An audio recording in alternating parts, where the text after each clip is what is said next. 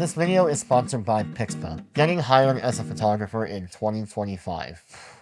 It's hard. Let's be real, there are more photographers than ever. Social media and the internet has blown up photography as a career path, and with everyone having a camera in their pocket, competition is fierce. But here's the thing.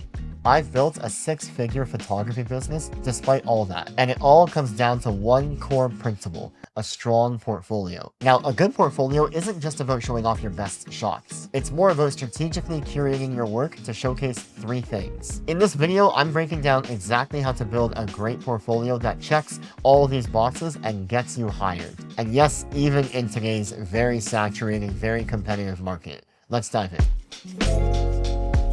Alright, so first up, what you're good at. You might be good at shooting portraits, or maybe your strength lies in shooting lifestyle, or maybe commercial photography. Whatever it is, lean into your strengths. Now, it's very tempting to showcase every type of photography you've ever done, but that might actually weaken your portfolio. Instead, choose the best of the best, the shots that make you stop and think, yeah, that's where I really shine. And also think about your technical skills too. Are you a master of natural light, artificial light? Do you excel more outdoors or more in studios? Don't just tell people you're good, prove it with your work. The next key is showing what you actually want to shoot more of. Now, you might be good at event photography, but if your dream is to shoot fashion editorials, then your portfolio needs to reflect more of that. And sometimes, yes, that might mean shooting passion projects to build out a portfolio of what you want to get hired for. Don't be afraid here to invest time, resources, and yes, money on creating these shoots that actually align with your vision. It'll pay off loads in the long run. And finally, you need to understand the market. What is actually in demand right now?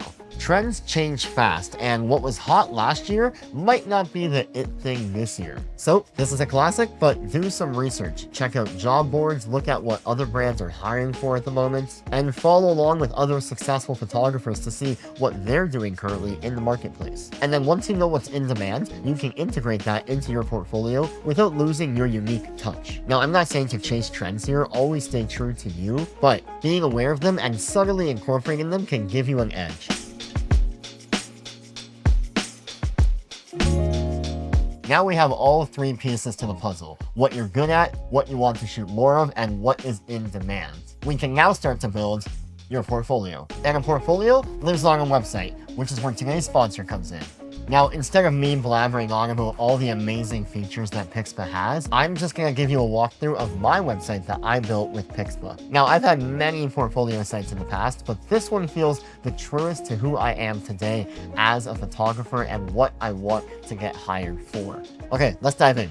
Okay, so right off the bat, this is the Pixpa dashboard, and on the left here, I'm going to go to my website. Now, this page is my homepage, and this is the first page that you're going to see as a viewer if you go to my website. In the past, I've had portfolios and full galleries on the homepage with tons and tons of images, and that is always a good option, but for this website, for this portfolio, I opted for a much simpler approach, and I went with a slideshow. And that slideshow takes up most of the homepage real estate with a picture that rotates every 5 seconds. And right now I have 11 images saved, or 11 slides in the slideshow, and give the viewer a bit of an introduction into my work.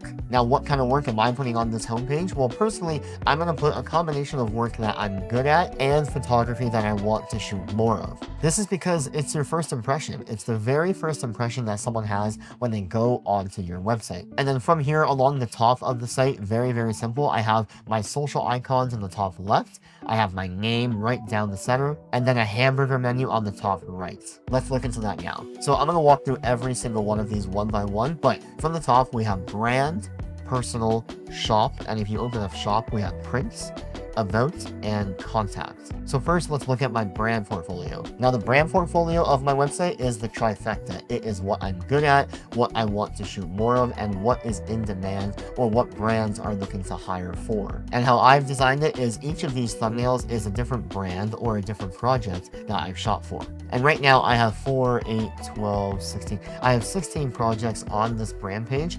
There's no magic number here. I love that it fills up a perfect 4x4 grid, but but really you just want enough brand work to showcase the different types of brands or companies that you might want to shoot with. Let's pop into this first one here for the Cadillac Lyric. When you tap on that thumbnail, it'll open up another gallery page again. Very simple. This just showcases the images that I have to show off from that project with Cadillac. And on the back end in Pixpa, you can see this gallery being built here. If you go to brand and then Cadillac Lyric, here is where you add your images. You can add image info, you can change the settings and design, customize a bunch of SEO settings, and more. So you'll see that every single one of these icons, every single one of these brand projects is a different gallery that I have built on the back end here in Pixpa. Again, the brand portion of my portfolio is not only the stuff that I feel that I'm good at, but also stuff that I want to shoot more of, and stuff that is in demand, stuff that brands are going to hire for. And I know as a beginner, you might not have a ton of different brand projects to showcase on your site, but even a few can still showcase that you do work with brands and that you understand what a brand wants beyond just being an everyday photographer. Okay, next up, we're going into my personal portfolio.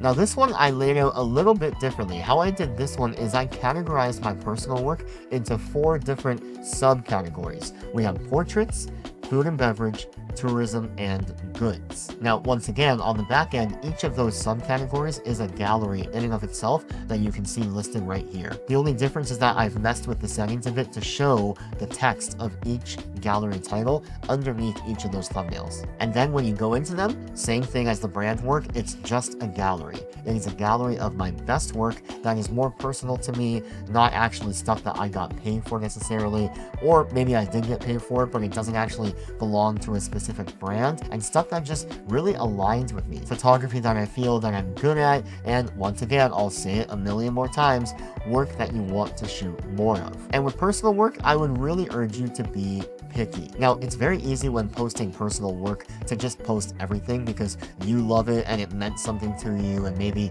it was nostalgic or it had a memory attached, but it doesn't necessarily mean that it's effective work to put in the portfolio. Again, the purpose of a portfolio and the purpose of this video and why you're watching it is to get hired. So if there's any picture in your portfolio that you think might take away from your chance of being hired, then take it out.